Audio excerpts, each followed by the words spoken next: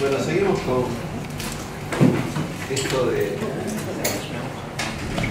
mitos. Yo doy siempre el mismo, repito esto desde hace, creo desde que era chiquito, repito este mismo texto que hago. Entonces tengo que meterle en algún momento en el curso a la palabra mitos o eso para hacer honor al título del curso, porque si no me parecería que no estamos en el curso.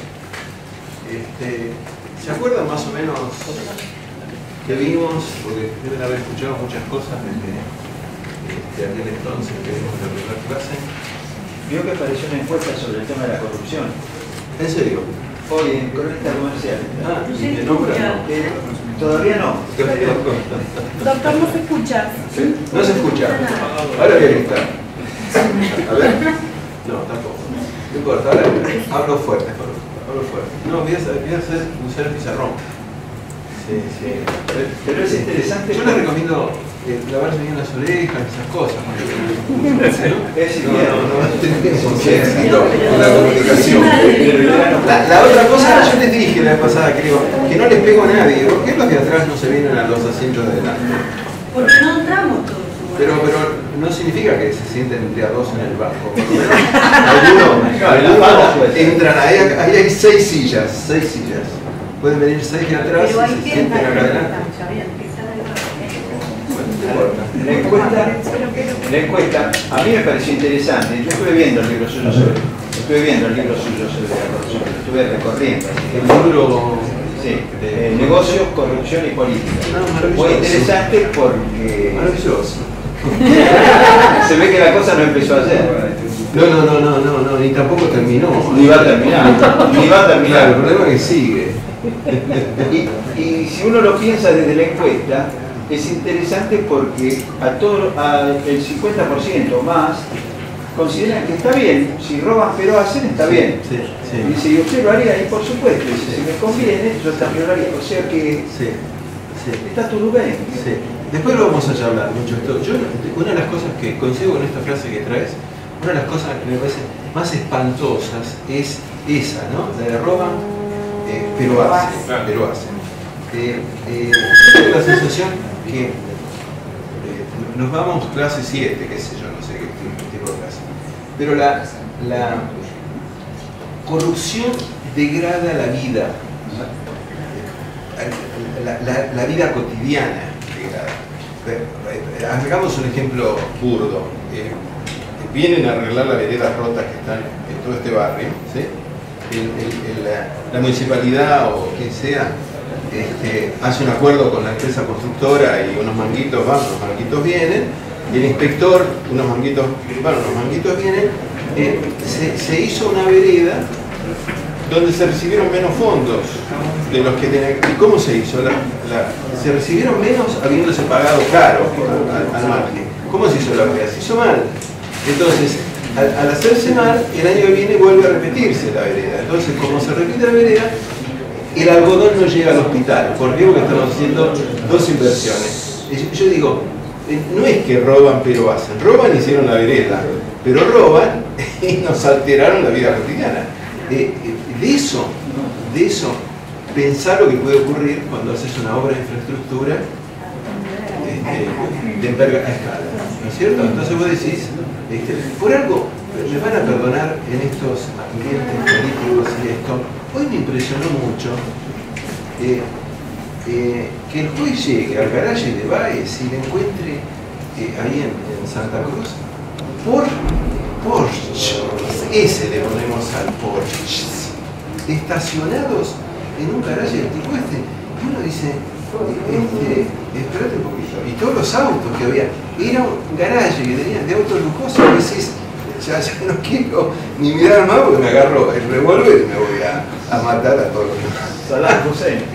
¿No es cierto? Entonces vos decís, algo nos pasó para que ese tipo tenga ese Porsche ahí. ¿Sí? Algo nos pasó en cuanto a que tuvimos que pagar o más una obra o algo pasó. Entonces, la corrupción es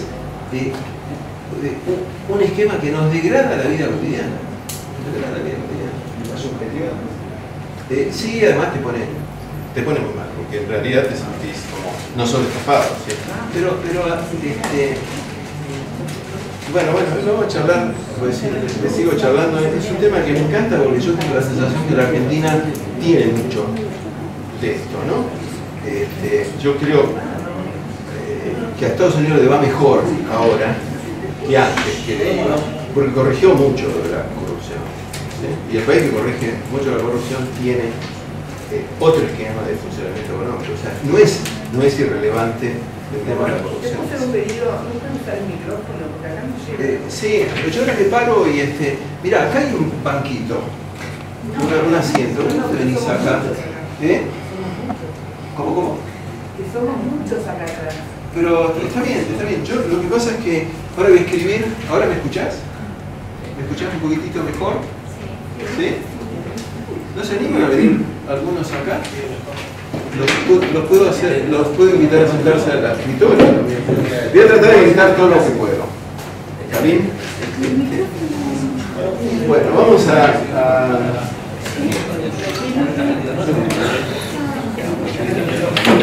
vamos a seguir con la parte de economía. ¿Se acuerdan que habíamos hecho... ¿Estuvieron todos en la clase? Hay algunos que no. No estuviste. Bueno, vamos a tratar de hacer como una clase nueva, pero igualmente, ¿se acuerdan que habíamos hecho la secuencia de paradigmas tecnológicos y cómo llegaba a la Argentina en 1940? Esa era la lógica que nosotros habíamos visto ahí. Y que hasta 1940 más o menos dominaba ese vínculo entre los recursos naturales, los paradigmas tecnológicos, los mercados externos y los encadenamientos. Eso era algo que dominaba o dominó hasta ese momento. Creo que vimos, si hacíamos un listado de un diagnóstico, vimos insuficiencias. ¿Está bien? Y hasta ahí habíamos llegado. Entonces, pensando en el ministro de Economía o en alguien que discutía economía en 1940, ¿cuál era el diagnóstico? Y el diagnóstico que veíamos era, el primer esquema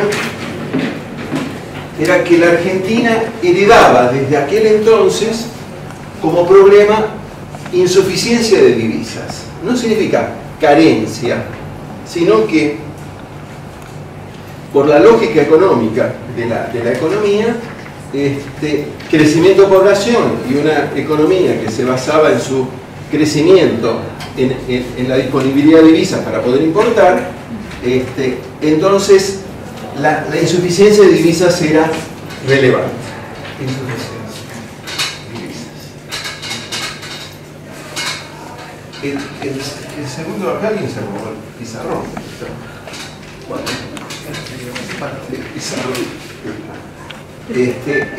La segunda insuficiencia era insuficiencia de bases manufactureras.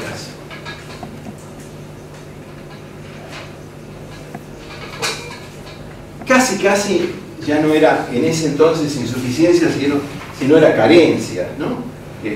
Los censos de ese entonces, creo que lo comenté acá, marcaban en el 14 una casa de fabricar pastas como fábrica industrial o como una empresa industrial, y eso era en el censo lo que aparecía como base manufacturera. No aparecía una empresa manufacturera como una empresa automotriz en serio, no de armaduría o de comercializadora como era antes. La tercera insuficiencia era de infraestructura. No importa cómo podemos derivar cada una, pero vamos a ver estas cosas. Y la cuarta, ¿se acuerdan cuál era? Transporte. De transporte. Estaba habíamos hecho una quinta, la de energía.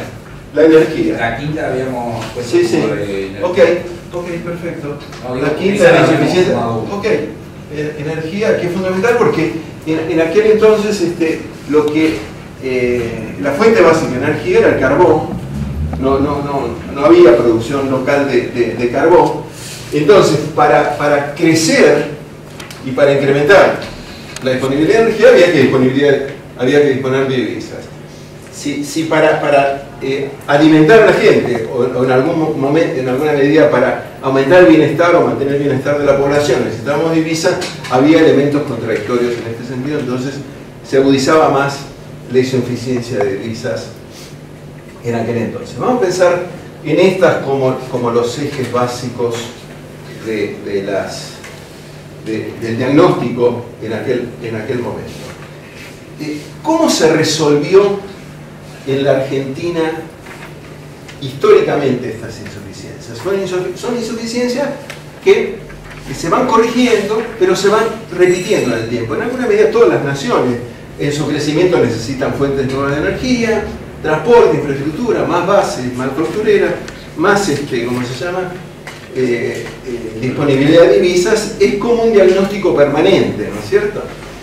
Algunas naciones este tipo de estas insuficiencias las resuelven desde la innovación tecnológica. Aparece un Bill Gates, aparece los inventores norteamericanos del fin del siglo XIX y generan este tipo van resolviendo este tipo de problemas en la economía.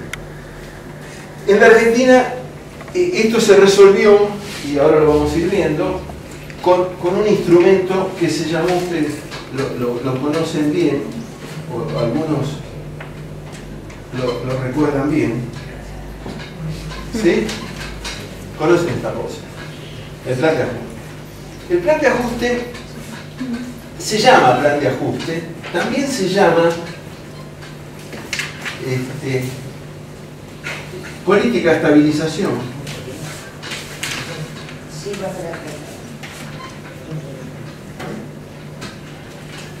Y también se llama política de ingresos.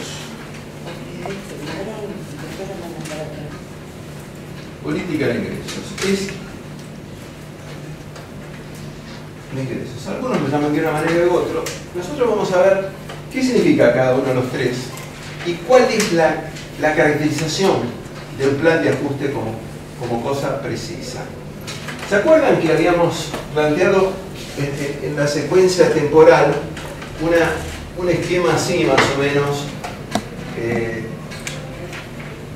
en términos del PBI per cápita de la Argentina en relación al de las economías más ricas?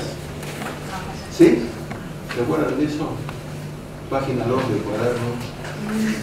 ¿No? Y que acá teníamos más o menos la Segunda Guerra, 1938 como fecha más precisa. Esta tendencia se forma cuando comienza esto. ¿Sí? No es... ¿Cómo? No es ajena esta tendencia acá a la formación de los planes de ajuste. Cuando uno busca en la historia argentina, la disponibilidad de bienes por habitante decrece en relación a los demás al comienzo del plan de ajuste, después se va recuperando y decrece en la ruptura de los planes. ¿Sí? Tenemos esta secuencia. ¿Sí? ¿Cuándo se formularon planes de ajuste en la Argentina después de 1940? Primer plan de ajuste. El plan de ajuste entonces quiere decir que no funcionó, porque bajó el PBI. Sí. Bueno, ahora vamos a ver un poquito. Vamos a ver esta lógica, pero esta es la lógica. ¿Sí? En el plan de ajuste hay dos caídas, uno durante la formulación del plan de ajuste, no la formulación, la instrumentación del plan de ajuste, y otro es cuando el plan de ajuste quiebra. Como lógica. Pensemos en el plan austral, 1985, y la ruptura, después vino primavera, ahora vamos a ver un poquitito eso, y ahí viene otra caída después. Primer plan de ajuste, febrero del 52. Se comenzó a instrumentar antes, en el 49, más o menos, 48-49, pero comienza la guerra de Corea, hay mucho para hablar de este plan, y se fue reajustando, y tenemos el primer plan de ajuste en febrero del 52. El siguiente plan de ajuste, es un plan de ajuste tibio, es en el 56. Algunos lo llamaron el plan Prebisch, pero tiene una lógica asociada a un plan de ajuste. El siguiente plan de ajuste en la Argentina es diciembre del 58. ¿Quién estaba ahí? Alzogaray todavía no, pero ¿quién estaba de presidente? Frondizi. Alzogaray viene después en la ruptura de esto. Acá está, ¿cómo se llama este tipo, el de los dos apellidos? No. Donato del Carril, ¿no? Era el que estaba de ministro de Economía, me parece acá. Pues lo podemos ver después. Diciembre 58. El siguiente plan de ajuste es, yo no me acuerdo si marzo o mayo del 67. ¿Quién estaba ahí? No, Ilia estaba acá. ¿Quién va a cenar? Pongaría que va a cenar. Que va a cenar. Después no viene un plan de ajuste, pero viene un plan que va a ser interesante analizarlo, que es el plan del 73 con Helvar. ¿Sí? Va a ser un plan interesante. Después viene un plan frustrado. ¿Cuál es el que le siguió a este plan? El Rodrigazo. ¿Cuándo fue el Rodrigazo? Junio del 75. ¿Sí? Que es un plan, anótenlo porque después lo vamos a ver, es un plan fracasado. ¿Ok? Fracasado en su instrumentación. Después, ¿cuál viene? Abril del 76. ¿Está bien? Después de abril del 76 tenemos uno que es un reajuste de que es diciembre del 78. ¿Sí? Es importante entender la secuencia para entender la relevancia de la existencia de los planes de ajuste. El siguiente, en el largo plazo, porque hay unas locuras enormes, es el de junio del 85. ¿Se acuerdan cuál es? Del Austral. ¿Sí? Agosto del 88, que después del Austral viene el Australito 1, el Australito 2, ¿se acuerdan? Agosto del 88, ¿cómo se llama? Primavera. El plan de primavera. Después del plan de primavera, ¿qué ocurre en la Argentina? Las dos hiper. ¿Sí? Dos hiper. En el medio de la hiper, o después de la hiper, viene el Herman 1, el Superman 2, el Bunge, ¿se acuerdan? Hay varios acá. Y después viene, ¿cuándo es? ¿Abril del 91? Esto es ¿quién está acá? El turco con la convertibilidad y caballo. ¿Sí? Y vamos a terminar, ¿se acuerdan que habíamos dicho? Terminemos en el 2000. Sigamos. Vamos a pensar que no hay más planes de ajuste. No nos falta nada. No falta nada. Primera. Este es un plan de ajuste, porque se ajustó tanto acá que no se puede sacar. Hay que esperar un día. Hay que sacarlo así. Tomé sopa hoy al mediodía. No es cierto lo que dicen los italianos, que uno gana fuerza con eso.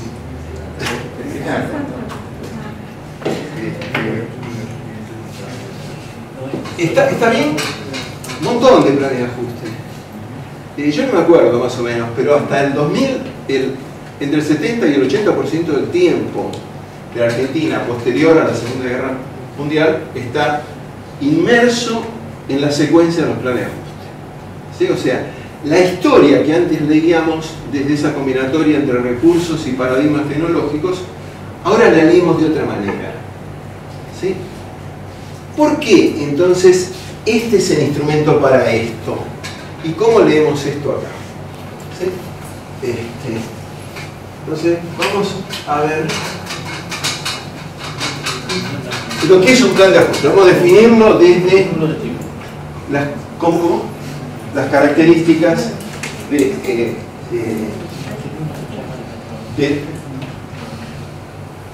un plan de ajuste en general. ¿Se me escucha bien al final? ¿Sí? pregunta. Pero no todos los planes eso atacaron los 5. Ahora vamos a ver un poquitito eso. Sí, vamos a ver eso, sí, exactamente. Sí, todos los planes, bueno, vamos a verlo. Todos los planes atacan los 5. Nada más que algunos toman énfasis en alguno de los 5, ¿sí? Y pasan a tener características peculiares cada plan en función de qué prioridad se fija. Si es el sector agropecuario, si es infraestructura, si es la base industrial, si es... ¿Cuál es la orientación del plan? Lo va a definir lo que vamos a empezar a ver ahora. ¿Sí? La política económica, no son mitos estos, sino son realidades. La política económica a partir de 1940 es una política que se estructura a partir de la variación de los precios. La política económica se va a expresar desde cambios en los precios. Se va a instrumentar desde cambios en los precios. ¿Ok? ¿Qué significa un cambio en los precios? Significa que si yo soy productor de garbanzos, ¿sí? y aumento mis precios, mi demanda no varía, supongamos, y no le aumento los salarios, ¿qué me está ocurriendo a mí? Mayor ganancias. O sea, el movimiento de los precios me va a expresar redistribuciones en los ingresos. Yo voy a tener más ingresos que el otro, ¿sí? O sea, voy a instrumentar redistribuciones de ingresos desde los cambios en los precios. Y la redistribución del ingreso se va a expresar en ese caso en un proceso inflacionario, porque no tenemos caídas en los precios, sino los procesos estos son procesos inmersos en aumentos de precios, o sea, se gestan desde aumentos de precios. Entonces la inflación también lo vamos a leer como parte del proceso redistributivo de los ingresos, que vamos a ver por qué se llama también política de ingresos. ¿Cuáles son los precios que están en toda cadena de costos, en toda la cadena de costos? Para hacer esta silla, para hacernos a nosotros como ser humano del hospital, qué sé yo. Salario. Primer precio básico, o sea, precios básicos. Ahora le vamos a dar otro nombre que me parecía a mí que era relevante, pero que me parecen algunos chistosos. El primer salario. No hay producto, cadena de producto, donde no esté sumado el salario. ¿Qué otra cosa más está sumada? Energía. Para todos. Espera, no lo pongas. La energía, ¿cómo la llamas? El pago de la energía. Cuando pagas. ¿Lo podemos llamar así? ¿Tarifas públicas? ¿Sí? Hoy me vino la tarjeta, que no me vino la boleta de gas, que estaba pagando 40 mangos, me vino 198. Porque prendí la estufa un día a la mañana. ¿Eh? Lo digo y me duele el estómago todavía.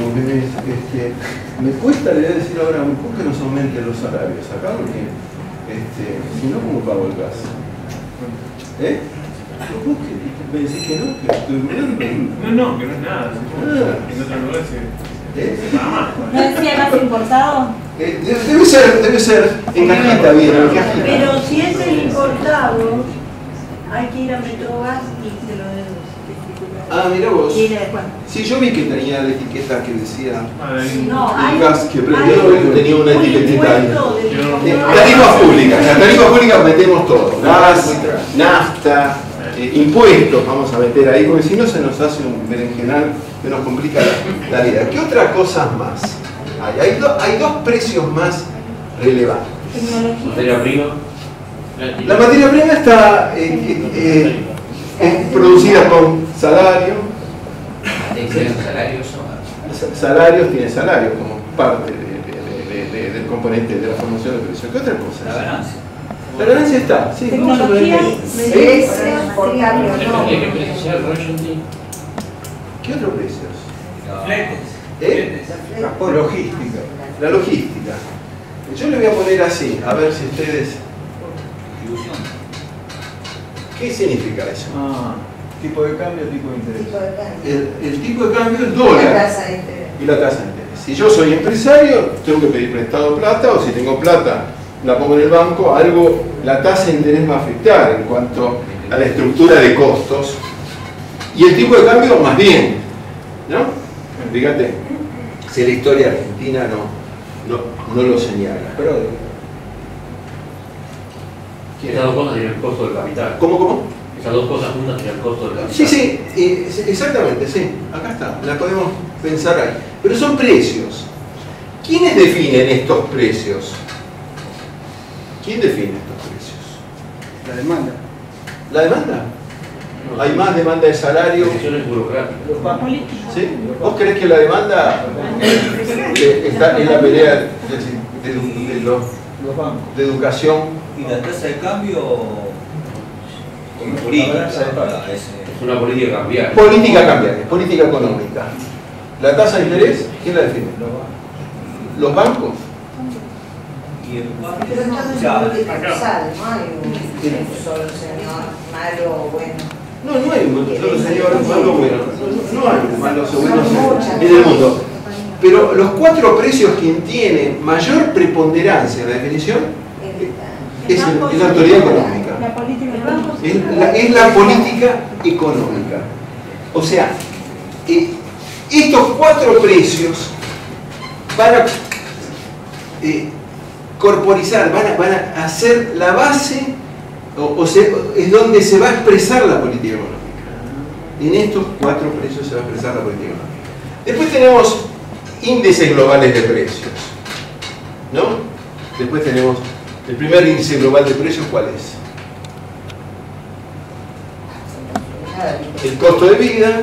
Después tenemos precios mayoristas, ¿sí? Los podemos llamar precios mayoristas industriales. Y después tenemos los precios agropecuarios, que no están así en las estadísticas.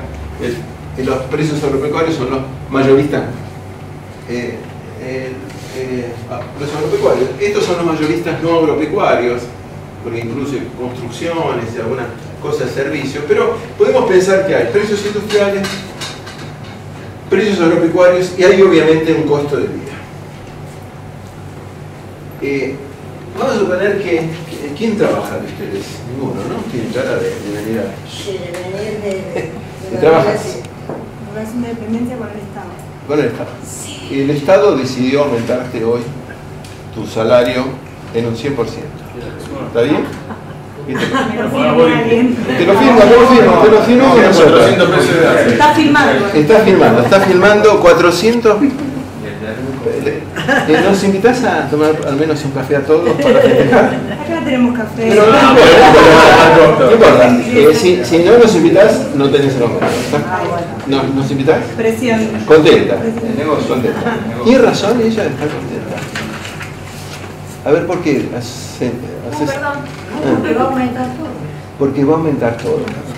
O sea, el error de ella es que pensó en su salario solo y no pensó en los demás precios. ¿Ok? Ese fue tu error. ¿Ok? Como esquema básico. O sea, ¿qué nos dice esto? Nos dice que nosotros tenemos que analizar los precios no en forma individual, sino en pares de precios. O sea, en relaciones de precios. Lo que llamamos cotidianamente precios relativos. ¿Sí? Y nos interesa el salario de ella en relación al costo de vida. El salario de ella solo no nos dice nada y el aumento no nos dice nada si no vemos lo otro. ¿Sí? O sea, el primer esquema es que los precios que son definidos por el Estado y los precios en general tenemos que analizarlos y entenderlos desde conjuntos o pares de precios. Entonces, ¿cuáles son los pares relevantes de precios? Primer par de relevante de precios, absolutamente relevante. O sea, pares de precios. Pares de precios son relaciones de precios, precios relativos, ¿no es cierto? Primer par de precios. Tipo de cambio salario. Tipo de cambio sobre salario. ¿Ok? ¿Está bien? Es la tasa de evaluación, o sea, el tipo de cambio 8 pesos, 5 pesos por dólar y los salarios. Vamos a suponer que esta relación crece. ¿Qué pasa en la economía si esa relación crece? ¿qué pasa en la economía? Todo el mundo consume. ¿Todo el mundo consume? O sea que el dólar es más caro que una devaluación del 100 y el salario aumentó 10%, ¿todo el mundo consumimos? ¿Qué pasa en la economía? Si el tipo de cambio lo relaciona con el salario. Sí, Y ¿qué la relación pasa? crece, dijo. ¿Cómo? Dijo si la relación crece. La relación crece, pueden aumentar los dos, este en mayor proporción que este, o este aumenta y este no. O sea, aumentó más el tipo de cambio que el salario. Exactamente. Todo eso. ¿Qué significa? No, pero, ¿Qué pasa? bueno, básicamente primero depende si es si el que recibe ese salario es alguien que necesita comprar bienes valuados en moneda extranjera o no. Si es una persona que compra... O sea, vos decís que el asalariado pierde en relación al tipo de bien que va a consumir. Ok, de acuerdo. Pero a nivel individual, pero a nivel global de la economía,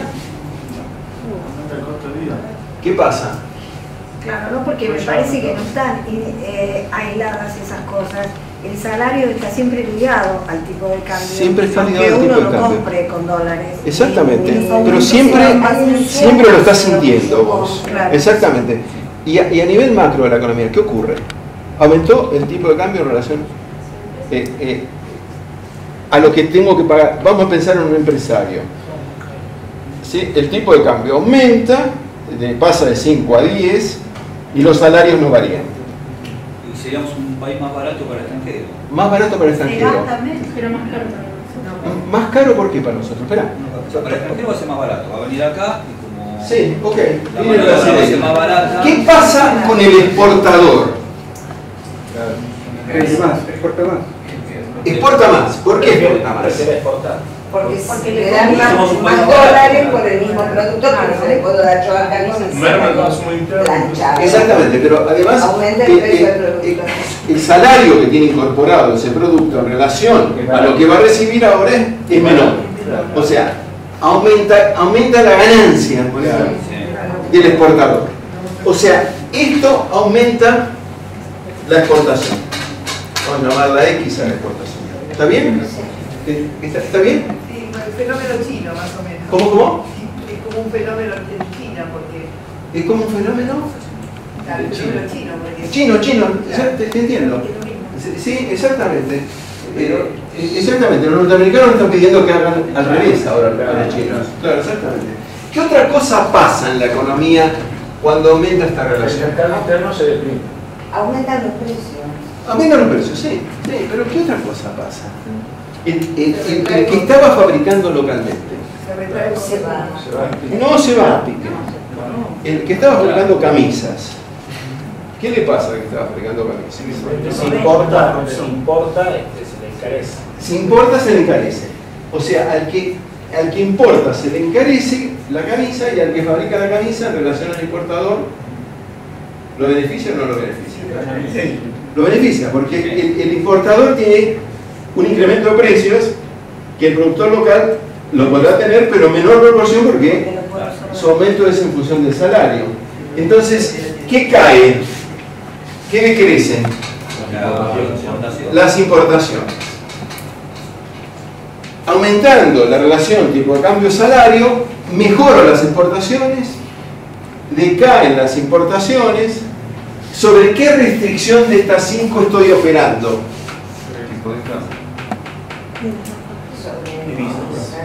Sobre la divisa. O sea, voy a tratar de reducir mi insuficiencia de divisas desde un movimiento en los precios relativos.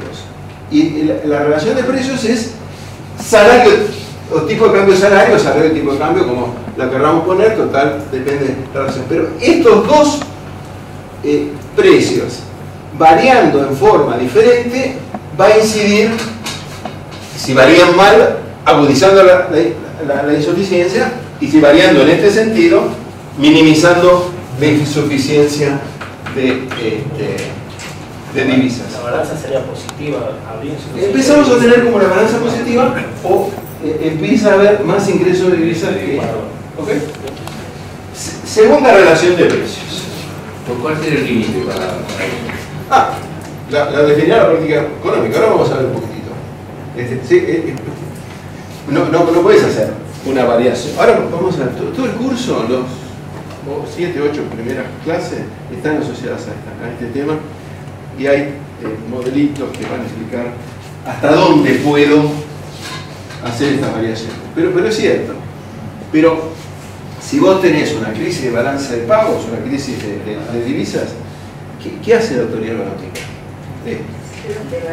Devalúa, pero no devalúa y todos los demás precios varían a la misma relación, sino que va a buscar un cambio en las relaciones de precios. Ese es el primer eje. El segundo... Una pregunta.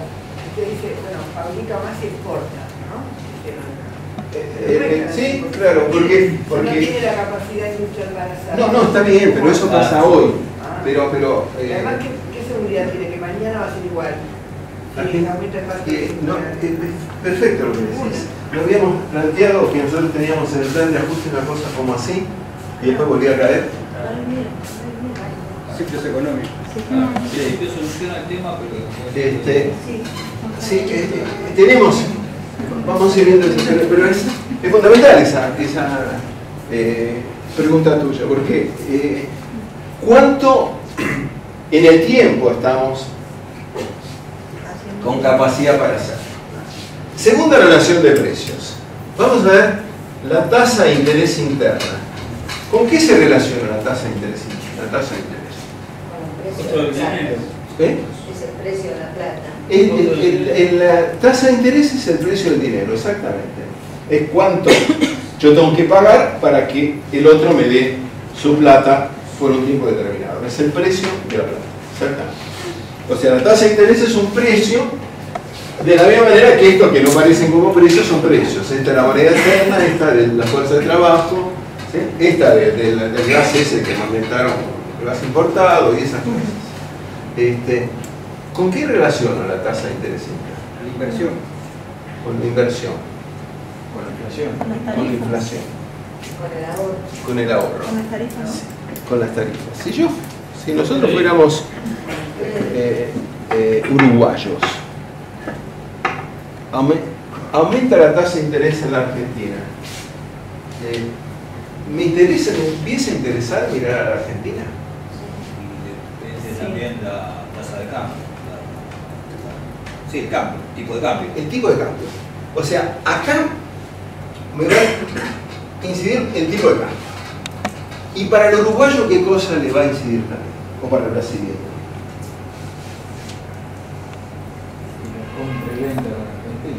¿Qué cosa, él cuando mira la tasa de interés argentina, qué cosa también está mirando? La propia. Exactamente. Está mirando la tasa de interés externa. ¿Sí? Si nosotros decimos que la tasa de interés interna tiene que ser mayor que la suma de la tasa de interés externa más la devaluación esperada, tipo de cambio esperado, ¿sí? La devaluación esperada. ¿Qué significa? Que el uruguayo trae un peso, el uruguayo recibe 100% en el año, en Uruguay la tasa es del 50%. ¿Por qué mira el tipo de cambio también? Cuando tenga que retirar ese dinero, tiene que cambiarlo a pesos uruguayos o dólares. O sea, esta tasa, para recibir esta tasa mayor que la externa, trae moneda extranjera, la cambia y la coloca en el banco. Para volver a tomar moneda extranjera tiene que pensar en esto, porque si esta es 100% la tasa, 50 es la tasa de interés en Uruguay y esta es 60, cuando llega a fin de año perdió, se lleva menos uruguayos que cosa. Cuando yo logro posicionar a esta relación, ¿qué logro como economía?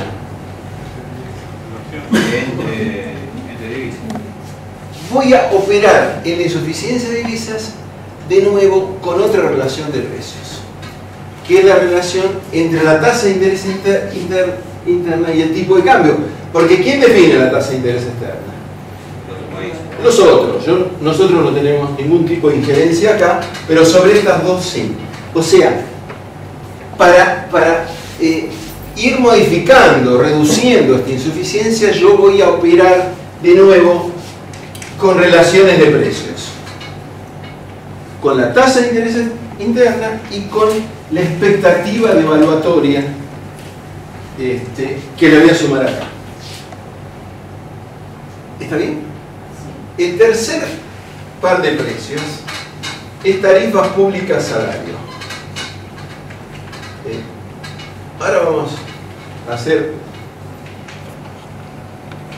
una explicación que está mal teóricamente, pero que ayuda. O sea, vamos a hacer una elegía teórica, más o menos.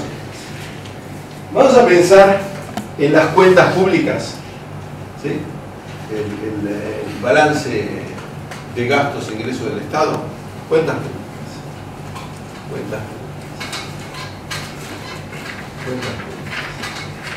En las cuentas públicas hay ingresos por una parte y por otra parte egresos. Y como es un balance, ¿cuánto tiene que dar el balance? Cero, tiene que estar en equilibrio. ¿Sí? Bien. ¿Qué componentes tienen los ingresos de las cuentas públicas? Impuestos, ingresos impositivos, y vamos aquí a aprender la herejía. Vamos a pensar que las tarifas públicas son ingresos del Estado, porque en realidad si vos no le das el subsidio a la empresa, siendo empresa del Estado, cobra más. Vamos a suponer, acá está la herejía. Vamos a pensar que están las tarifas públicas acá. ¿Sí? Mal. Cuando se vayan de acá para allá, olvídense de esto, porque no es tan así, no es la cuenta. Pero vamos a pensar en esto. ¿Y egresos qué egresos tengo? También tiene ventas de territorio. Sí, esas cosas, sí. Vamos a suponer que hay otros años, ¿sí? Vamos a suponer. ¿Qué, como ingresos que tengo? Salario del personal. Salario del personal. Exactamente. ¿Y salario cómo lo llamamos? Gastos corrientes. Corrientes, salario. ¿Sí? ¿Y qué otro más? ¿Qué otro más? Gasto más. Inversión. Inversión, que lo llamamos gasto de capital. ¿Está bien? Vamos a dejar todas las otras cosas ahí. Aumenta la relación tarifa pública-salario. ¿Qué pasa en esas cuentas? Bajan los gastos corrientes y... No bajan. Vamos a suponer que aumenta donde esto aumenta y esto no aumenta, para hacerlo más fácil. ¿Está bien? El signo de la relación. Hay más ingresos. Hay más ingresos de acá. Acá no aumentan los gastos. Para hacer cero, ¿qué nos queda? ¿Qué vamos a incrementar? Inversión de capital. Inversión de capital. Los gastos de capital. Vamos a aumentar gastos de capital.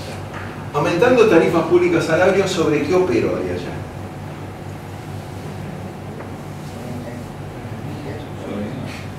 Sobre estas. Es eso. O sea, la relación tarifas públicas salarios tiene incidencia sobre las otras insuficiencias. ¿Sí? Sobre estas insuficiencias de acá. ¿Está bien? O sea, sigo moviendo las relaciones de precios, modificando las relaciones de precios con un sesgo predeterminado para ver cómo impactan allá. ¿Sí? O sea, voy a resolver aquello desde pares de precios específicos con un sesgo determinado en el cambio en cada uno de los pares de precios. ¿Sí? Cuarto, precios industriales, salario. Ahí viene un poco la complicación. Aumenta el precio industrial y salario. ¿Qué pasa? Hicieron todos un curso de economía, ¿no? Alguna vez en su pasado Lejano, muy lejano. ¿Se acuerdan del esquema de elasticidades? Elasticidad de la curva de demanda. Hay curvas de demanda inelásticas. ¿Cuál sería una curva de demanda inelástica? La canasta básica. La canasta básica. La leche, por ejemplo, aumenta el precio de la leche. No podés prescindir de la... Exactamente. Aumenta el precio de los Porsche, baja la demanda de Porsche, excepto en Santa Cruz. ¿No? ¿Está bien? Ahí tenían inelasticidad a los precios, ¿verdad? Depende la elasticidad de la demanda, la curva de demanda. Hay productos con demanda elástica, ¿sí?, que aumentan los precios y que pasan una demanda. Cae mucho, cae. O sea, cuando aumenta la relación precios industriales de salario, la primera conclusión que sacamos es que aumenta ¿qué cosa para los empresarios? Si no cayera la demanda. La ganancia. Aumenta la ganancia. Aumentando la ganancia, tiene fondos para bases manufactureras, para desarrollar bases manufactureras. Pero dependerá el sector, la incidencia sobre los sectores, de la forma de la curva de demanda de cada uno de los mercados. O sea, las tarifas públicas tenemos que gastar. ¿Se acuerdan? Cuando venía un plan de ajuste, apagábamos todos y los registros apagaban la luz los 3 primeros días. El cuarto día apagaban mediodía. Después ya se habían olvidado y seguían de largo. O sea, acá tenemos curvas de demanda muy inelásticas. Porque ya de por sí, en la historia venimos ahorrando energías y todo ese tipo de cosas. ¿Sí? Acá. Acá no. Acá no. Y hay un quinto precio, que es precios agropecuarios salario. Yo en la Argentina, precios agropecuarios salario, ¿por quién lo puedo sustituir de todas esas relaciones que tengo allá?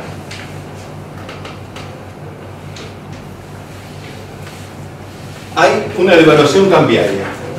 ¿Qué precios van a aumentar sí o sí?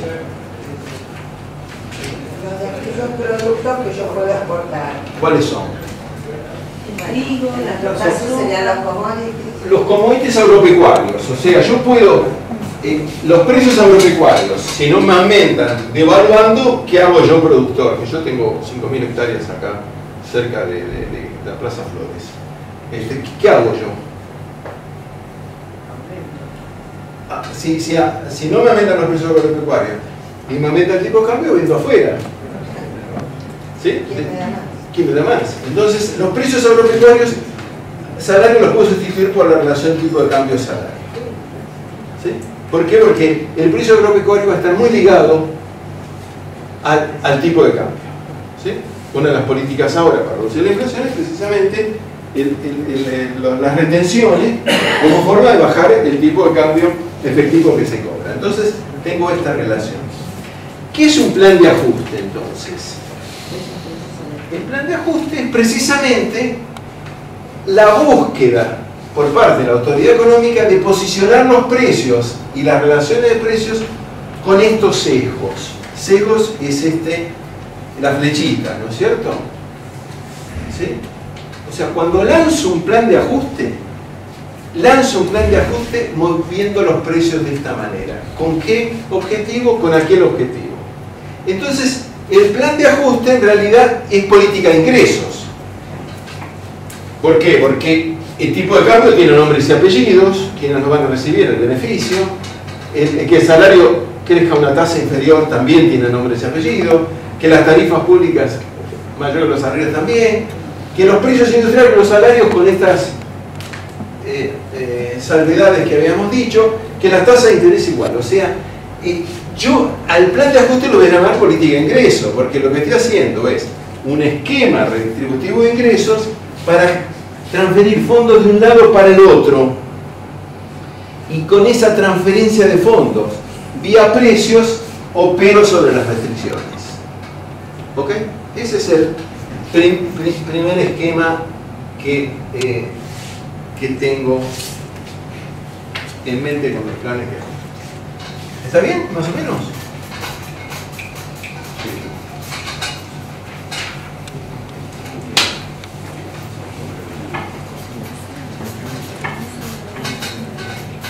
Vamos a ver qué pasa en el tiempo acá. Cuando aplico un plan de ajuste, ¿qué cosa aumenta? Los precios. O sea, ¿está bien? Yo voy a hacer un grafiquito, ¿se acuerdan los grafiquitos así? Donde acá marco tiempo, y acá voy a medir tasa de inflación. Lanzo el plan de ajuste. Cuando lanzo el plan de ajuste, comienzo a construir el plan de ajuste, ¿qué pasa con la tasa de inflación? ¿Se para o baja? No, estoy lanzando... No, perdón, al contrario, sube. Yo estoy construyendo esto. Sube. Voy a tener acá arriba. ¿Sí? ¿Ok? Voy a tener ahí arriba. ¿De qué va a depender la intensidad de la inflación? O sea, que ocurra acá, más allá arriba, y la duración. ¿De qué factores van a depender? Tipo de cambio del salario. ¿Pero de qué factores va a depender? Si hoy, por ejemplo, se decidiera lanzar un plan así. El tamaño del cambio, Del precio de los alimentos de la cotidiana, digamos. Sí, pero ¿cuándo va a ser más acelerada la inflación cuantitativamente? cuanto mayor sea la relación esa, más sorpresiva. ¿Cuándo? Cuando mayor sea esa relación. Ahora, así, lanzamos el plan. ¿Cuándo va a ser acá arriba? ¿Cuándo va a ser acá abajo? ¿Cuándo va a ser cortita? ¿Cuándo va a ser muy larga? Y va a ir creciendo. Sí, puede ir creciendo, puede ir bajando. ¿Cuándo? ¿En qué situaciones?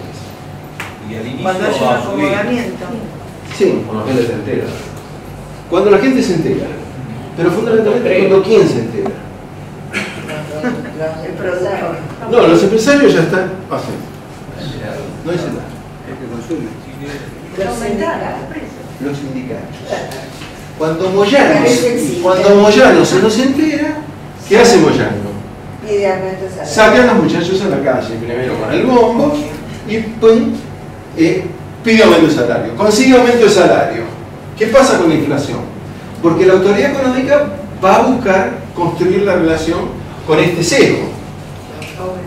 Va a aumentar de nuevo. Cuando la sociedad en esa coyuntura es más conflictiva, se va a construir la primera etapa del plan de ajuste a un nivel superior que un nivel inferior. Y va a ser mayor la duración. Pensemos en dos casos que todos nosotros, ustedes fundamentalmente lo recuerdan bien, porque el de Rodrigo en el 75. Yo no había nacido. No había nacido, por eso. Yo tampoco lo he nacido. ¿Puedes hacer cargo? Vos sabés que yo leí ahora una cosa que me causó tanta gracia, que me pareció fantástica.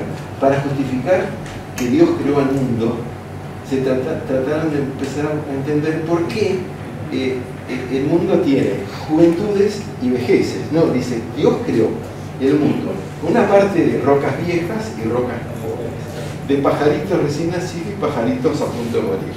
¿Sí? Entonces, esto me pasó a mí con el Rodrigazo. Yo nací grande en el 77. Más o menos. Fíjate, en el Rodrigazo, ¿qué ocurre? ¿Qué ocurrió en el Rodrigazo? Bueno, por ejemplo, un balneario que estaba en Uruguay, una persona lo remató acá, en cantidad de 400 personas compraron 400 terrenos. En cuotas, en pesos argentinos. Murió. Al mes, claro, y el Rodrigazo, claro, nada, regaló. Claro, porque fue el primer. Después vamos a ver qué pasó en la década del 70 en cuanto a inflación. Porque no era. Fue un espanto. O sea, los que habían comprado departamentos en cuotas no reajustables fueron y pagaron 100 cuotas el mismo día porque le costaba más caro el pasaje colectivo que la. Lo pagaste todo entero y se quedó en cosa. Quedó. Y el que se había quedado con plata. Entonces, con el Rodrigazo, ¿qué ocurre? El Rodrigo intenta construir estas relaciones. ¿Qué hace Rodrigo? Una devaluación del 100%, un incremento de tarifas del 200%. ¿Qué hace Lorenzo Miguel? Sale a la calle con los muchachos y logran 240%. Entonces, logran que lo que esto era la idea de que sea creciente pasa a revertirse. Entonces, el Rodrigazo fue un plan de ajuste contestado en un momento de alta conflictividad social. ¿Sí? Tienen que venir los milicos después, o la segunda, o Mondelli incluso, con Isabel, que comienza a construir el plan, pero tiene que venir un esquema autoritario para decirle, ustedes de acá desaparecen de la calle.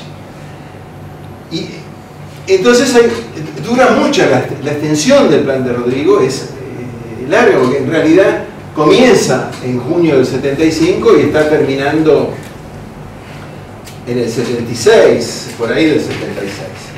¿Sí? Y la intensidad también. ¿Qué pasa si uno llamara un plan de ajuste al 2001? ¿Qué ocurrió? Teníamos una sociedad con 25% de desempleo, aumenta el tipo de cambio, aumentan las tarifas públicas, aumenta el costo de vida y todo el mundo dice, no paramos ni hablemos para que no nos echen. Baja el salario. Baja el salario. Baja el salario real. Baja el salario nominal. O sea, 13%. Es cierto, es cierto, es cierto. Y todos nos callamos la boca. Fue con machineo donde se empezó a romper sí, exactamente. De movilización. Tuviste hasta caída el salario nominal, exactamente. Entonces, pero teníamos una sociedad con 25% de desempleo. Disciplinadísima. Entonces, el plan de ajuste ocurre acá y cortito, en el 2001. Es que no va a ser un plan de ajuste, después lo vamos a ver, pero igualmente lo podemos ya entender de esta manera. O sea, en el 2001 teníamos una sociedad incapacitada de salir por la situación macro que teníamos, diferente a la del 75. Tiene razones desde la política, desde la sociología, desde las, qué sé yo, las relaciones que sean. En la primera etapa, la autoridad económica intenta modificar esta y esta no. Porque ¿qué va pasando acá? Cuando estoy en el proceso de aceleración de precios. Y la gente prefiere comprar y hacerse la plata y no ahorrar. Se pierde el ahorro. Se pierde, pero esto es incierto. Claro, o sea, no tenés Estoy evaluando, en la evaluación me están corriendo, la evaluación aumenta, la evaluación la freno para que no aumenten los precios. Esta relación se hace incierta en esta primera etapa del plan de ajuste. O sea, acá vamos a llamar primera etapa. ¿Está bien? Primera etapa.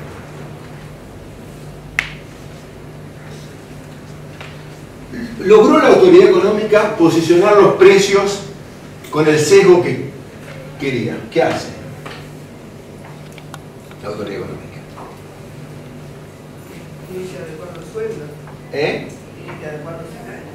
¿Cómo va a adecuarse los salarios si la idea era reducir los salarios? Si se adecuan los salarios, se retiro el ministro económico. Argentina se candidata para presidente. Argentina se candidata para presidente. Se candidateaba para presidente. ¿Qué hace la autoridad económica? Quiso subir.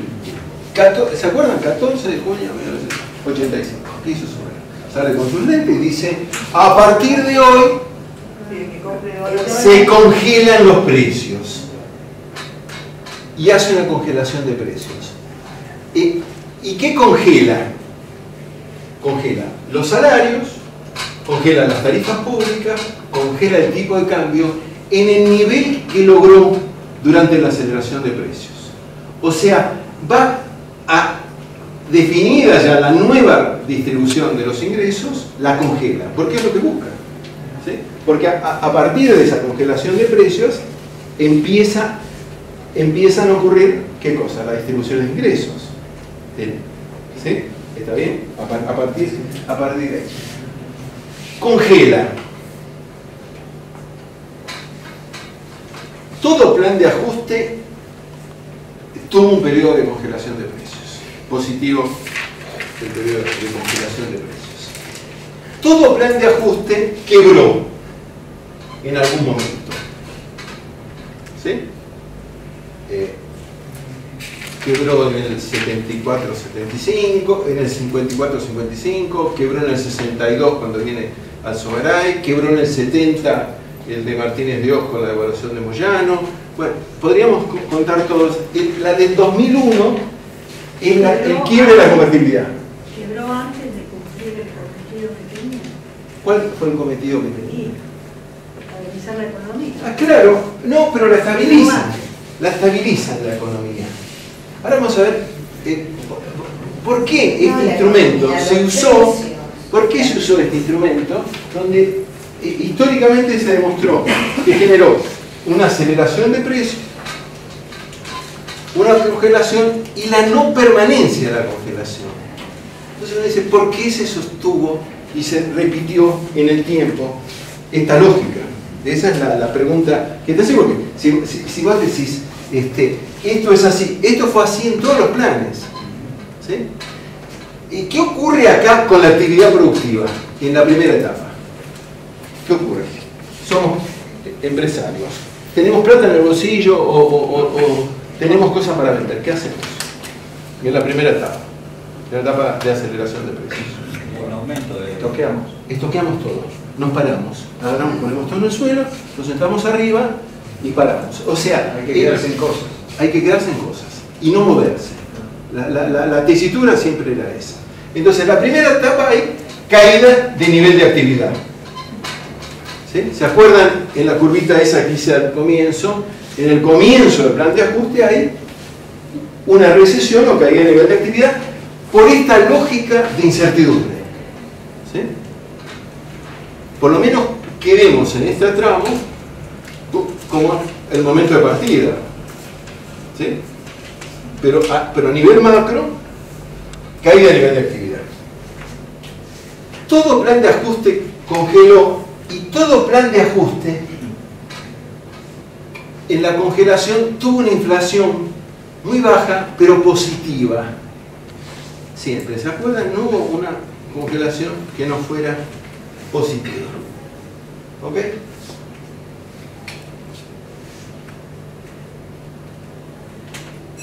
¿Qué significa una congelación con tasa de inflación positiva? ¿Cuáles son las razones de la devaluación? Vamos a hacer un parate. Razones de devaluación. ¿Por qué se devalúa una moneda? ¿Por qué se devalúa una moneda? ¿Está bien? ¿Por qué se devalúa una moneda? Para ser más competitivo el mercado. Para ser más competitivo. Es esto lo que estoy haciendo. ¿No es cierto? Estoy haciendo acá una devaluación. Pero en el comienzo, la devaluación, ¿quién la está instrumentando y quién la está impulsando? El gobierno, el Estado, la autoridad económica. En la primera, la devaluación tiene como objetivo las insuficiencias. Es instrumento de política económica, ¿sí? La devaluación. Entonces vamos a ver razones de la devaluación. Vamos a suponer que tenemos un peso igual a un dólar. Que sería bárbaro, ¿no? Nos vamos de nuevo al Caribe. Carlito, fue una maravilla, Carlitos. ¿No? Era un primer mundo. Ahora sí. No, primer mundo. Por eso lo me echan. Hay pasaje barato. Hay pasaje barato. Hay pasaje barato. Ahora también, tenés razón, ahora también. Sí, claro que sí. El que no compre porque no quiere. Claro. Sí. Ahora están por poner la estación de subte en la Villa 31. Claro. Y pusieron que 3. No porque no quiere.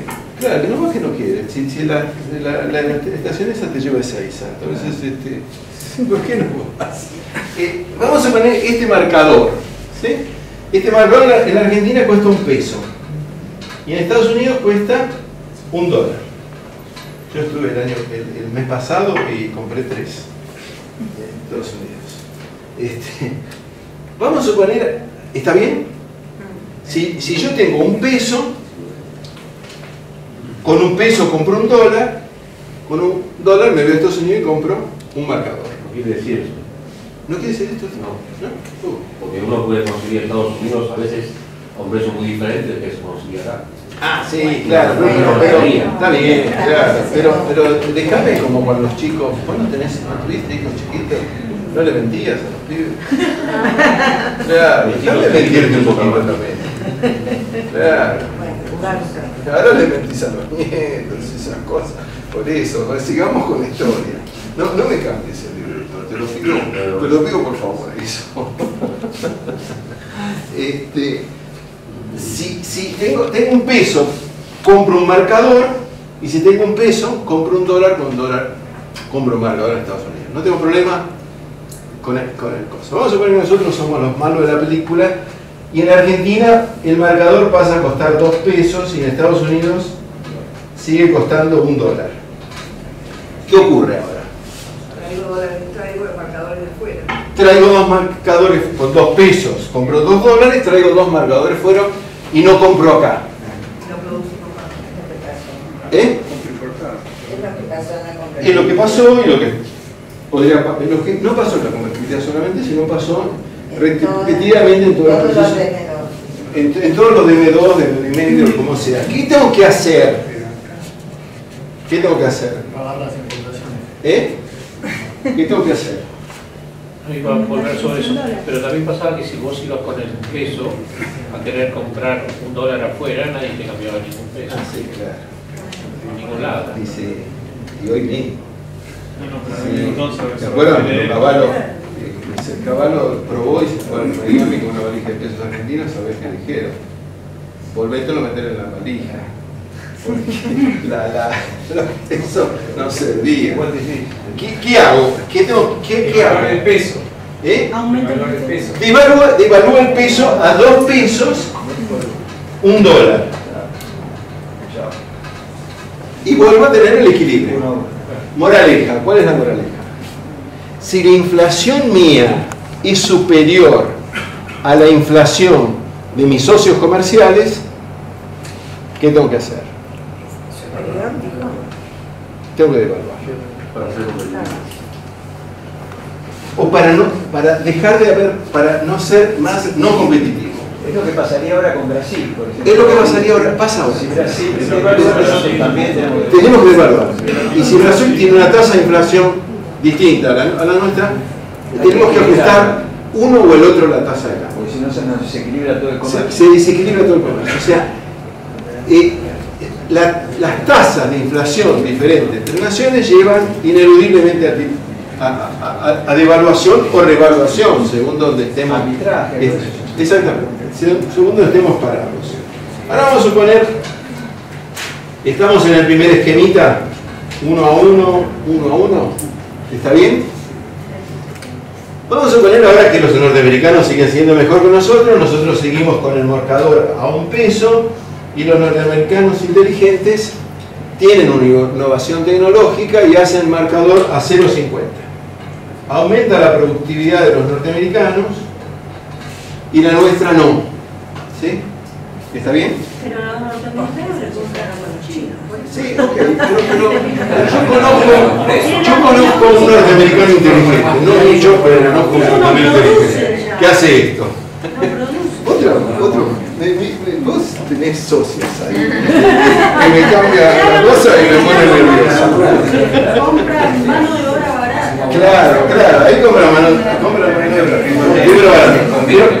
Aumentó la productividad en mi socio comercial. Bajó los precios en mi socio comercial. ¿Qué tengo que hacer yo? Porque acá, con un peso, compro $1, con $1 compro 2 marcadores. Y acá, con un peso, compro un marcador. Entonces, hago de nuevo el esquema. ¿Qué tengo que hacer? Aumento la productividad. Aumento la productividad sería lo mejor. Es como si le quieras salir y conseguirte una mujer más bonita. Es mejor olvidarse de ir al cine. Devalúa el peso. Entonces paso de nuevo a 2 pesos, $1. Moraleja 2. cuando mi aumento de productividad es inferior al aumento de productividad de mi socio comercial, tengo que devaluar. O sea, siempre tengo que devaluar. No, porque podemos ser mejores nosotros que los norteamericanos. Podemos hacer la cosa inversa. Pero es más divertido hacerlo bien. Yo una vez lo vi ¿cómo se llama este? A Juan Pablo Feynman, que estaba explicando América y mostraba, dice, acá están los norteamericanos, acá estamos nosotros. Ah, dice, ahora me doy cuenta porque nos va tan mal. Estos tipos aprietan la cadena a la mañana y nos cae todo nosotros. Es la misma lógica, acá es igual, usemos a los norteamericanos como ganadores. Pero fundamental esto, porque la tasa de inflación mayor y las variaciones de productividad van a estar afectando la tasa de devaluación, o sea, el ritmo de cambio, el tipo de cambio. ¿Sí? Si nosotros tenemos inflaciones mayores, tenemos que ir hacia la devaluación. ¿Qué pasa acá con esto que estábamos diciendo? La inflación es positiva, la inflación generalmente fue superior a la externa, entonces acá, ¿quién comienza a perder valor? El salario que lo tengo congelado, exactamente. ¿Y qué más que tengo congelado? El tipo de cambio. No, los precios van a ser resultantes el tipo de cambio y qué otra cosa más. ¿Y qué otra cosa más? Y las tarifas públicas. O sea, durante la congelación, el sesgo buscado empieza a reducirse, a mermar su efecto. Primera cosa, o sea, yo en algún momento, por este incremento de precios, con esta lógica de razones de evaluación, voy a tener que devaluar. ¿Sí? Primera razón. Vamos a ver qué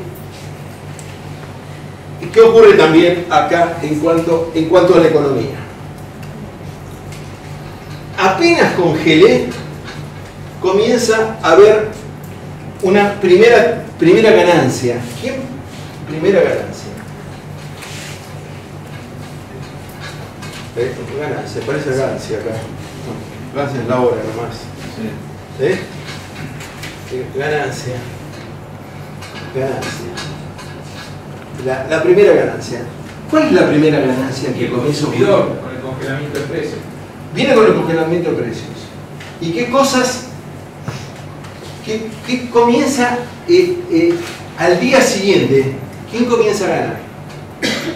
Y el que tenía cosas guardadas, el que estaba estoqueado. El que estaba estoqueado, el que había guardado. El que tiene plata.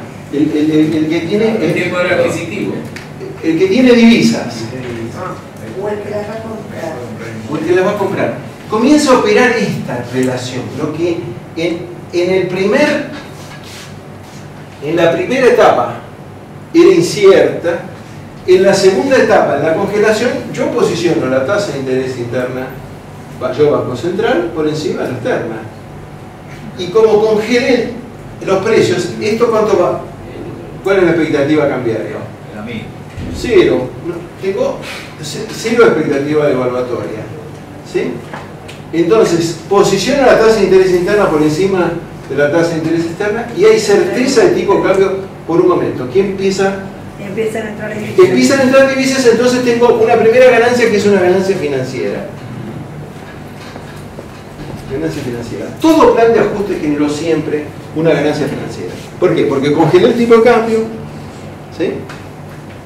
Y posiciono las tasas de interés de la manera que yo, autoridad económica, autoridad monetaria, en alguna medida, entiendo cómo hacer esto. Entonces, yo acá comienzo a tener un incremento de dólares. Es como una liquidación. ¿Cómo? Como una liquidación. Sí, porque el uruguayo viene y me pone la plata enseguida. No lo va a hacer el uruguayo, va a ser el banco que se da cuenta, conoce la lógica y el banco cambia sus posiciones y la la lleva a divisas. Entonces, yo tengo incremento de divisas. Vamos a hacer... Uno va también con la mercadería. Con las mercaderías, exacto. Viene la gente del exterior, se sirve, carga nafta y se va. Bueno, yo acabo de venir. ¿Alguien es de Misiones? No. Es un lugar maravilloso. Pero estuve ahora de los dos lados, del lado de Uruguay, en lo que es el Soberbio, la cosa de los Altos de Maldonado, y en Posadas con Encarnación. Los brasileños del lado de Uruguay venían en camionetas, así se iban. Juro. En Encarnación había 4 filas de autos, 20 cuadras para entrar por el puente ese, y motos eran infinitas. Las motos se volvían con 2 bolsas de cemento, volviendo y saliendo. Se paseaban los supermercados. Claro, hace 2 semanas, 3 semanas, el dólar todavía estaba 10. Fíjate lo que vos dices. Vienen y te desvalijan. El DM2 de ellos, o DM3, qué sé yo.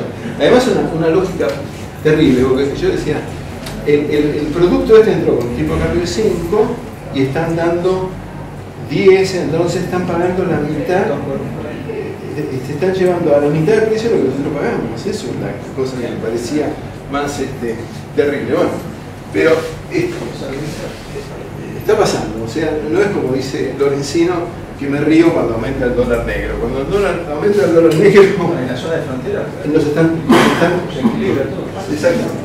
Bueno, vamos a hacer otro espacio chiquito para entender un poquito de teoría. ¿Por qué se emite dinero?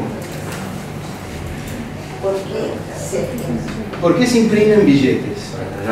Porque hay demanda. Para meterle unos manguitos a Vitelli que no tiene mango acá en el bolsillo. Pero, ¿para qué se emite el dinero? ¿Y por qué se emite? Pero, ¿para qué no? ¿Por qué se emite? Vamos a llamarlo fuentes de emisión monetaria. Para que haya fluidez.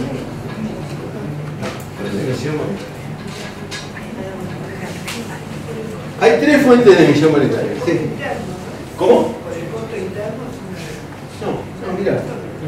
Y la primera fuente de emisión, ¿ven allá atrás? Sí, interpretamos. La primera fuente de emisión monetaria es sector externo. Claro, puedo comprar dólares. No. El sector externo. Yo exporto, traigo un dólar. ¿Qué hago con el dólar? Se lo llevo al Banco Central. El Banco Central lo agarra y ¿qué hace el Banco Central? Imprime 5 pesos. ¿Ok? Cuando hay ingreso de divisas, se expande la base monetaria, se expande razonable. ¿Ok?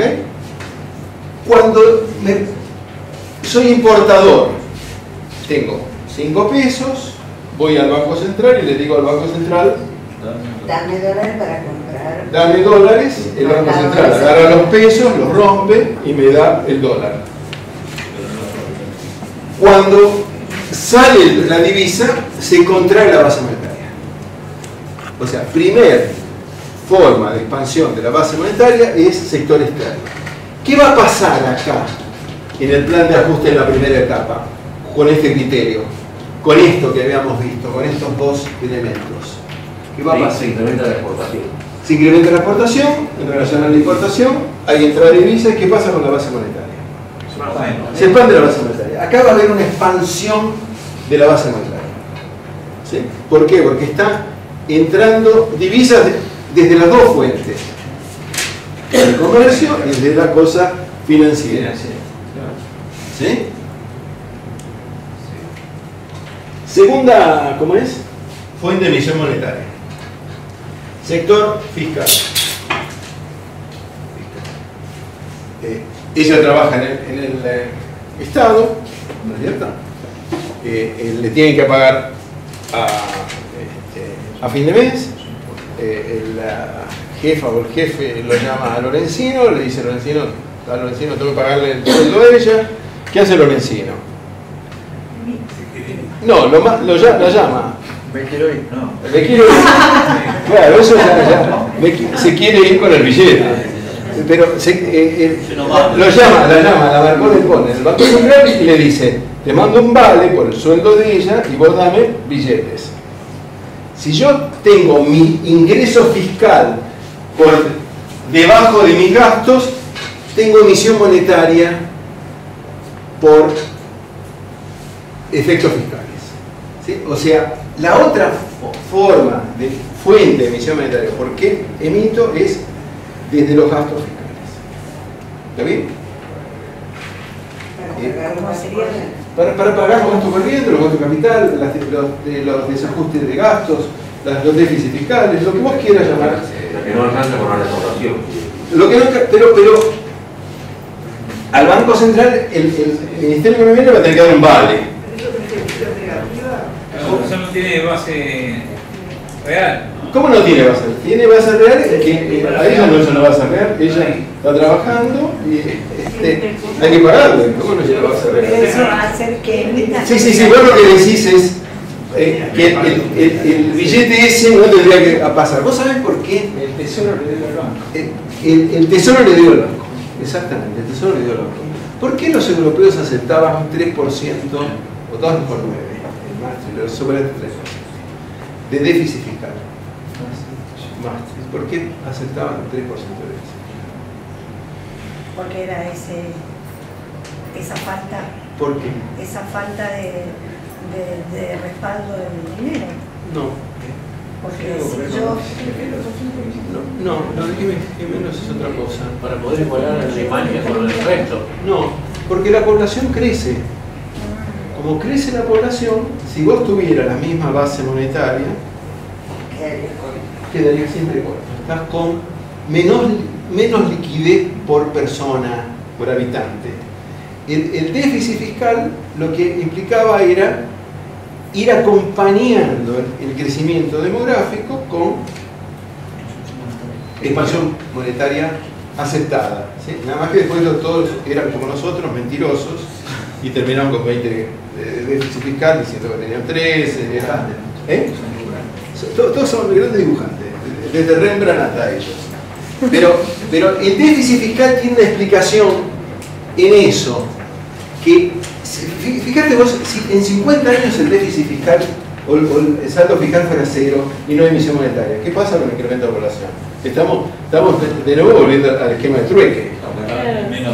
Menos plata por habitante. Hay menos plata por habitante, entonces... Pero una pregunta, doctor, todos estos esquemas que nosotros vemos, o sea, son explicados en base a las divisas como dinero, papel impreso. Sí. ¿Y qué pasa con el dinero virtual? Porque, por ejemplo, hoy se cobra por cajero automático, se usa el débito para comprar, se usa la banca online para pagar. Sí. Ya no es la misma circulación de dinero, el esquema sigue siendo el mismo. Seguro, sí, claro, pero vos no vas a sacar plata del Banelco si el número tuyo en la cuenta no dice si está cero o no.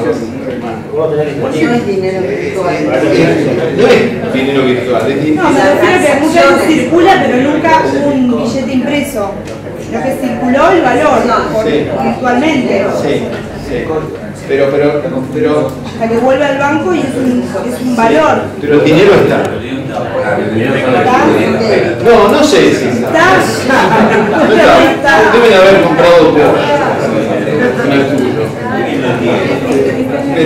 pero tenés razón, es una forma de transacción. No, yo lo que le preguntaba si el esquema varía. No, creo que no. Un fenómeno. No te sé decir tampoco. Es una buena pregunta. Te hice la broma y cosas porque ignoro la cosa. Voy a ver un poquito ese tema. Tengo la sensación que algo tiene que haber pasado. Porque la transacción es virtual. Es cierto, algo tiene que haber pasado. Es una transacción virtual y hasta que no lo necesita el banco no lo va a emitir porque vuelve, gira y vuelve. Es lo mismo que las acciones que se venden en la bolsa, que vos estás comprando algo que no está emitido. Algo que no está emitido. También en la tarjeta de crédito uno compra sin moneda. No, eso es el primer mes y el límite. Ojalá pasara eso. Ahí sí que vamos, invitamos todos a todos. Porque no, cierto. Que tienen una base. Pero hay una base monetaria. Monetaria siempre. ¿Ya podéis levantar la mano? No. Pero hay transacciones millonarias que son Bueno. de banco a banco. Sí, está bien, pero Por eso. más o menos me aceptan esta cosa. Esto es lo que aprendí hace 40 años en la facultad. No había manera. Digo de haber cambiado, pero por eso me da esta vergüenza contestarte así. Pero vamos a pensar que las cosas, estos cambios son más lentos, entonces algo tengo que ponerme a leer sobre esta cosa que es cierto, lo que vos decís, ¿qué pasa con la base monetaria, con el esquema virtual? Es decir, en un mundo mentiroso. Claro. Que además el papel. Sí. Sí. En ese caso, la transacción es virtual, pero el dinero sale de su cuenta y se va a otra cuenta. Sí, es cierto, sí, pero es un número allá, ¿no? Bueno, Madoff en Estados Unidos sabía muy bien qué hacer con eso. ¿Cómo? Madoff, el de la Sí. crisis financiera, ese sabía muy bien qué hacer No, con eso. ese sabía bien qué hacer con nosotros. Con toda la expectativa de los Él inversores. sabía qué hacer con nosotros. ¿Él qué hacía? Él tomaba depósitos a una tasa enorme. Entonces le entraba plata. Cuando le entraba plata, le pagaba los salarios. Era un circuito cerrado de él. Entonces, cuando en algún momento la plata que le empezó a entrar fue menor que la plata que tenía que pagar con tasa de interés, pidió irse a la cárcel porque lo mataban. Acá lo hicieron. Pero eso no tiene que ver con el... No, pero lo que pasa es que él mintió a sus principales socios, que eran sus hijos, y virtualmente estaba todo enganchado virtualmente. Sí, pero yo a mi hijo también le mentí. Pero acá. Sí, pero no me dio tanto rédito. Bueno, doctor, pero acá, en la época de la plata dulce, cuando la gente corría a poner la plata en el otro banco que le daba mayor interés, y al lunes siguiente ese banco no existía más, habían ido los efectivos con la plata al exterior, y el Banco Central tuvo que pagarle, el Banco Central tuvo que pagarle a la gente para no producir una catástrofe. ¿Y quién se murió? El país. Sí. Bueno, en realidad, fíjate, lo de Madoff también, ¿no? Hundió familia, algún efecto. Tercera fuente de emisión monetaria. Sector financiero.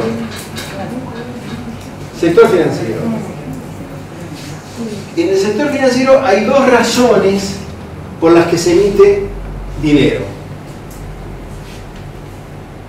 Uno, como el Banco Central prestamista de última instancia. ¿Sabe qué significa eso? ¿No? Que pagan los bancos. No. Hay un peso, ¿sí? El peso lo tiene él va y deposita un peso. Deposita. ¿Sí? Lo deposita, perdón, vamos a hacerlo al revés. Deposita un peso. ¿Sí? ¿Saben lo que es el encaje bancario? Sí, lo que tiene que quedar de porcentaje. Exactamente, porque los bancos tienen y no pueden prestar por las dudas. Si hay intensidad, sería el peso. Exactamente. Vamos a suponer que el encaje bancario es de 50%, entonces de este peso que puso él, el Banco Central presta. ¿Cuánto presta? Si es 50% del Estado. 50 centavos, presta 50 centavos. Presta 50 centavos. Entonces, en el mercado tenemos un peso que es el del que lo depositó. Con este 50 centavos que se lo damos a él, el banco se lo da a él, el banco opera, le paga a ella, le paga a él, y ellos dos van y depositan al banco. Siempre la plata vuelve al banco, y en especial en estas lógicas como las de ahora, donde domina la bancarización, ¿sí? Entonces vuelve, y acá tenemos ahora 0,25 de depósito, ¿no es cierto? De 0,25 prestamos 0,15, es 1,25 y pim, pam. ¿Está bien? Cuando sumamos todos los depósitos podemos sumar 2 pesos. ¿Cuánto tenemos en billete? 0,25, No, 1. El original. Tenemos 1 peso. ¿Sí? ¿Está bien? ¿Una consulta?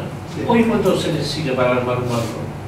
¿Cuánta plata tenés que tener para que te autoricen a No sé, la que tengo yo por lo menos no alcanza. Hacemos una A partir de ahí le hacemos una vaquera. Son los requisitos legales. Creo que no deben ser requisitos solo de capital, deben ser requisitos de alguna otra cosa. Digo yo, pienso yo. ¿Por qué no se forman más bancos? No sé. Yo les pido por favor que no me hagan preguntas raras. Ya pasó eso, que la financiera se lo A ver, todavía termino mal durante el día. Tengo problemas a la noche, me acuerdo de esta pregunta. sobre dinero virtual. Sí, claro, dinero virtual y la información de un banco con dinero virtual. Ya me mataron.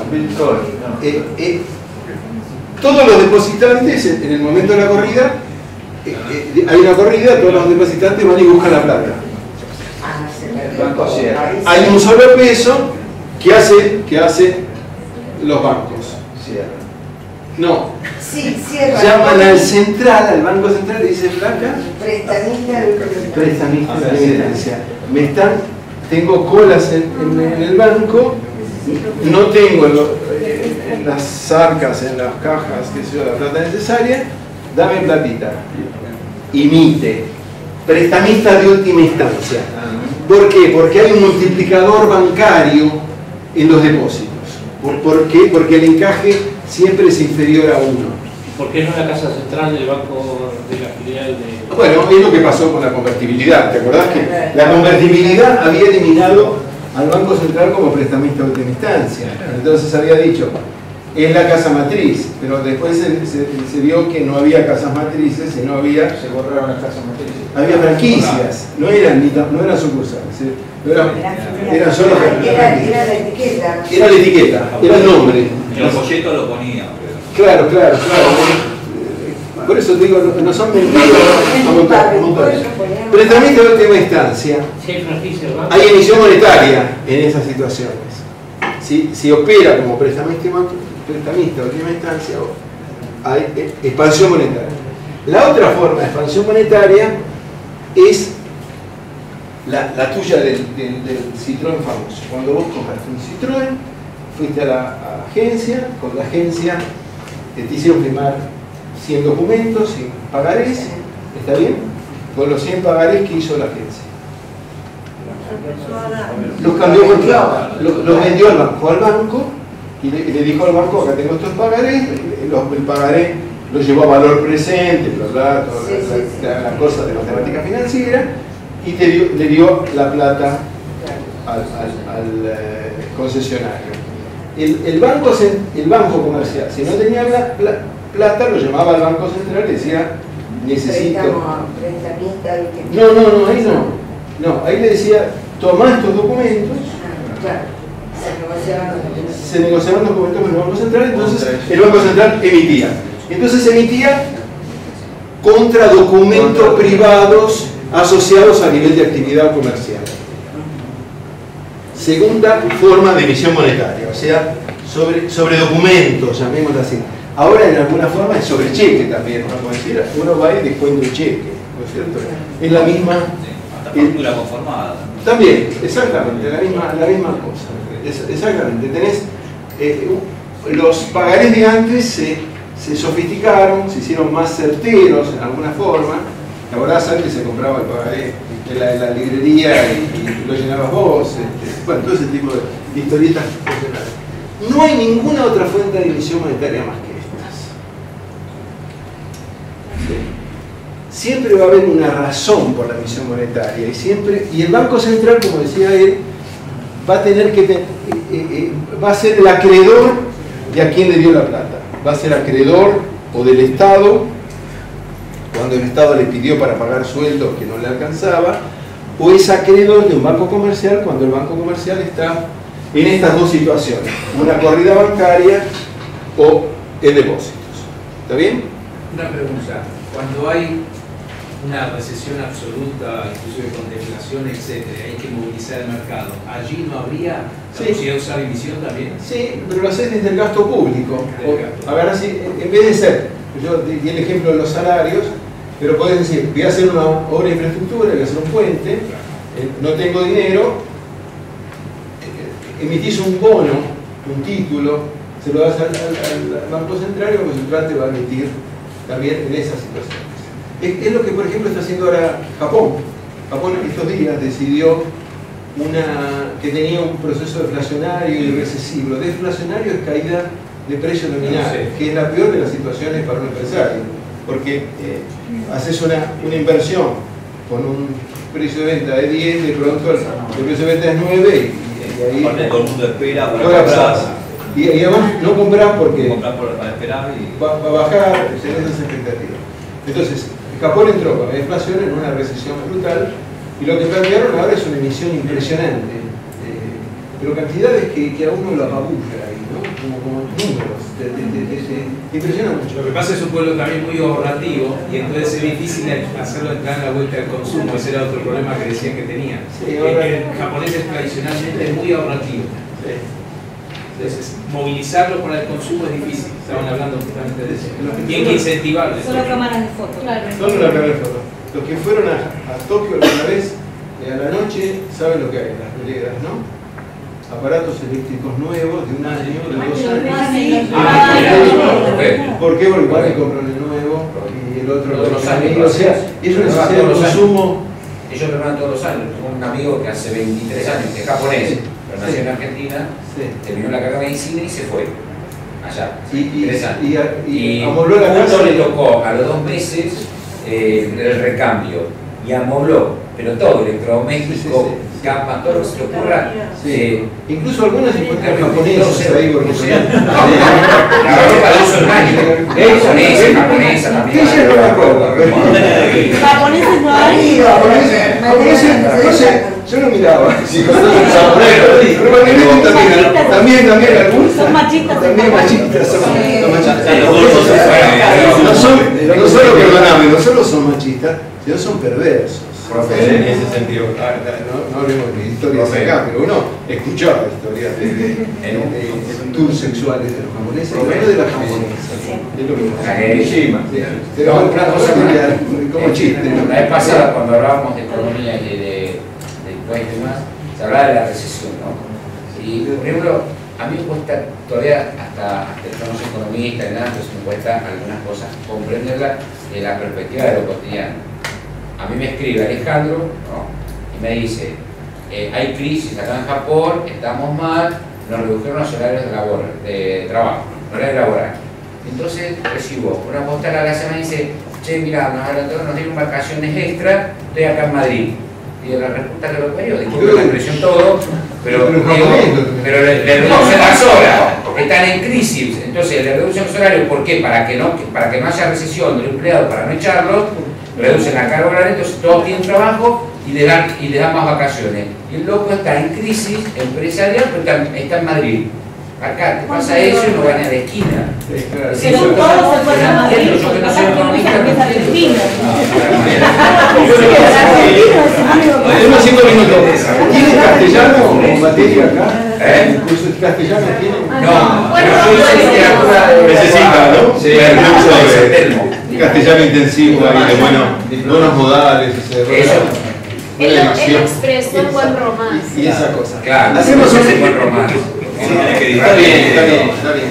Yo lo que pasa es que soy muy moral y esto me agrede la moral. Vamos a hacer un último puntito y ya nos vamos porque son las 8 menos 5. Tenemos clase el próximo jueves ahora. Sí. Cambiamos los horarios. Después, ustedes van anotando bien, ¿no? Así me acuerdo dónde vamos a estar. Por desgracia no terminamos acá.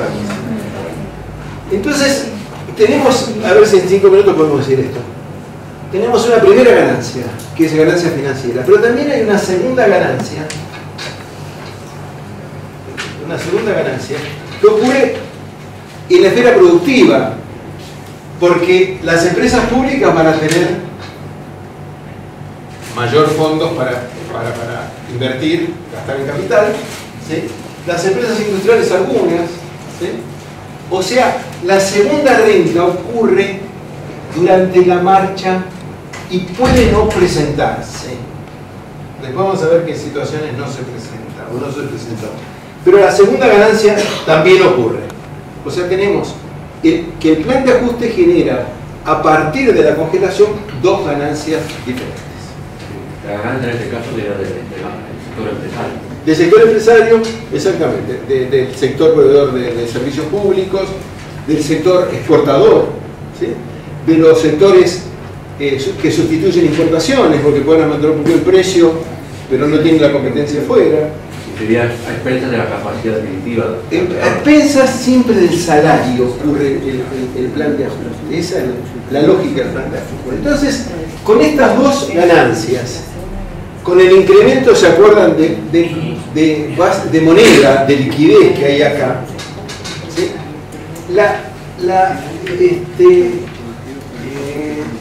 La inversión en la Argentina. Y un tema también es la primera vivienda cada vez más difícil. Sí, claro, si no te la regalan, ya casi. ¿La inversión en Argentina? La inversión en la Argentina. ¿Cómo evolucionó la inversión en la Argentina hasta 1980?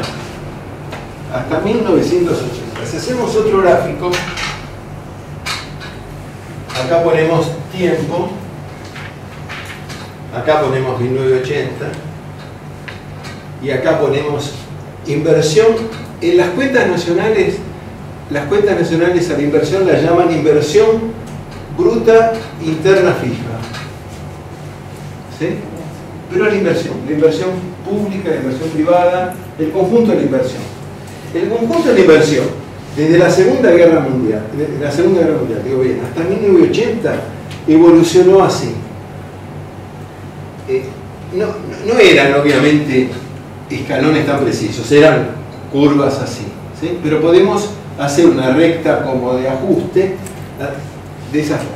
La inversión en la Argentina hasta 1980 evolucionó en escalones ascendentes. O sea, tuvo siempre un proceso de crecimiento que puede haber sido así, ¿no? ¿Está bien? Pero la tendencia es esa. La tendencia es esa. Pensemos en los escalones. Y el escalón se agotó en monto de inversión, ¿sí? ¿Cuándo ocurrieron estos saltos? En cada ajuste. Al comienzo del plan de ajuste. Al comienzo del plan de ajuste está este salto, que se agota después. Todos los planes de ajuste, de los que mencionamos, hasta el posterior, hasta el de 1978 inclusive, genera un salto en la inversión. Después, la inversión hace así hasta el 2000, que hay otra reversión, pero hasta el 80, bueno, el 80 es acá, ¿no es cierto? 1980 es acá, 80. Esta es la evolución de la inversión. O sea, todo plan de ajuste generó un salto en la inversión. Entonces, vamos a sintetizar un poquitito.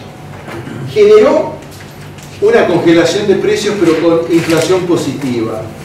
Si había inflación positiva, generaba atraso del tipo de cambio y generaba ya una tendencia a la devaluación, porque nuestra inflación pasaba a ser mayor que la externa. Primer elemento que empezamos a ver acá. Segundo elemento, si la inflación es positiva, ¿qué precio básico se congeló al comienzo? El salario. Y con la inflación positiva, ¿qué le pasa al salario? Comienza a decrecer más aún todavía. Y con el salto que comienza a ocurrir, con el salto en la inversión. No. ¿Qué efecto produce? Desempleo. No. Hay más empleo. Hay más empleo. El salto en la inversión demanda mano de obra. Demanda mano de obra, exactamente. Y si demanda mano de obra y va a generar un incremento en el nivel de actividad, incremento de PBI, ¿qué va a pasar sobre el mercado laboral? En el mismo plano.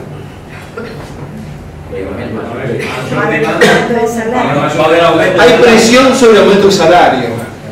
Y en la presión del aumento de salario, la economía la va a poder absorber ¿en qué situaciones? ¿Cómo tiene que ser la productividad de la economía para que haya incremento de salarios sin inflación? Si este esquema no genera un incremento de productividad en la economía, el impulso de la inversión, que va a ser impulso en el nivel de actividad, va a generar presión en el mercado de trabajo que no lo van a poder absorber los precios y se efectiviza el incremento de salario. ¿Me expliqué? Hasta el 80. Después vamos a ver ¿por qué hasta el 80? Vamos a empezar a ver, ustedes saben lo que es Bretton Woods. Sí. Vamos a empezar a ver lo que pasa desde el exterior hacia acá y qué pasa con esta lógica cuando estamos con un esquema Bretton Woods, cuando estamos en un esquema no Bretton Woods. Pero acá, en realidad, y terminamos acá, comienzan a generarse dos presiones de precios. ¿Cuáles son las dos presiones de precios? Lo que dijimos recién. Salarios y tipo de cambio. La ruptura, todo plan de ajuste tuvo siempre la misma lógica. Primero, ¿quién aumentó primero de los dos precios? No, los salarios. Primero aumentó un aumento de salario y después aumento el tipo de cambio. Entonces, pero eso no es como echarle primero la culpa a la gente y no. Bueno, vos sabés que eso decía una brasileña exactamente, la Conceição Tavares, decía exactamente lo mismo. Dice, este esquema echa la culpa a los asalariados de los reductores de los precios. Ella decía exactamente lo mismo. Entonces dice, las crisis del capitalismo, ellas decían, son causales de la voracidad de salario de la clase trabajadora, de los asalariados. Y la versión no es esa, porque si vos tuvieras incremento de productividad, vos podés dar incremento de salario y recomponer los salarios históricos, porque vos estás acá con un salario por debajo del salario histórico. O sea, ¿qué significa el plan de ajuste? Significa un plan que no tiene capacidad de recomponer los salarios a nivel histórico. Se soluciona haciendo participación de ganancias en vez de aumento de salario. Sí, pero es fundamental la pregunta tuya, porque la lógica del plan es una lógica donde el precio perdedor es el salario. ¿Ok? Y la ruptura del plan viene porque el plan no tiene capacidad de absorber el incremento salariado de salario cuando está generando esquemas de demanda de recomposición salarial.